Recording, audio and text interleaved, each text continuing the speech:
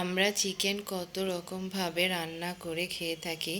একবার যদি ভিউয়ার্স আপনারা এই প্রসেসে রান্না করেন তাহলে কিন্তু খেতে অসাধারণ লাগবে।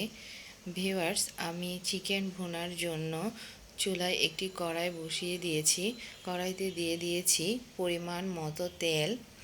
তেলটা গরম হয়ে আসলে এখানে দিয়ে দিব পরিমাণ মতো পেঁয়াজ কুচি।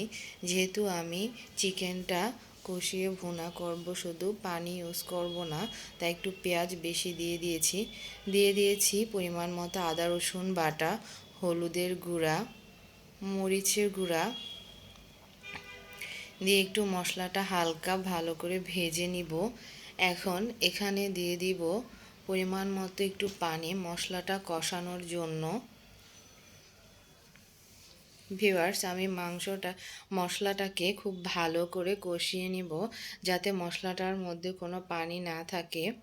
এখন এখানে দিয়ে দিব ভাজা জিরার গুঁড়া, ধনিয়া গুঁড়া, গরম মশলার গুঁড়া দিয়ে ভালো করে নাড়াচাড়া দিয়ে মশলাটা খুব সুন্দর করে কষিয়ে নেব। ভিউয়ার্স দেখেন, মশলাটা কষানো হয়ে গিয়েছে, পানিও শুকিয়ে গিয়েছে।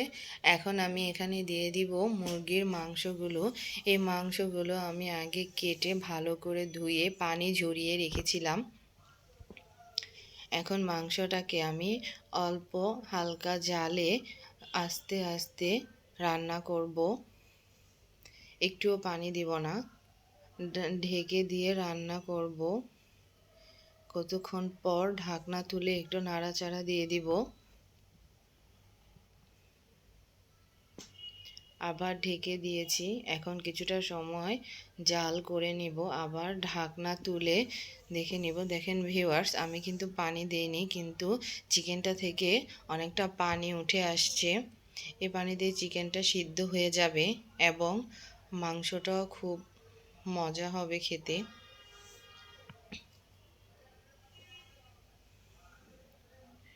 এই পর্যায়ে আমি দিয়ে দিব টমেটোটা আমি আগে কেটে রেখেছিলাম। এখন আমি আরেকটু নাড়াচাড়া দিয়ে মাংসটাকে আরো ভালো করে কষিয়ে নিব,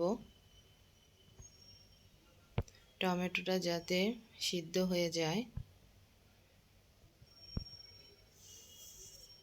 ভিউয়ার্স দেখেন, আমার মাংসটা প্রায় কষানো হয়ে গিয়েছে, মাংসটা সিদ্ধ হয়ে গিয়েছে, সুন্দর একটা ঘ্রাণও আসতেছে।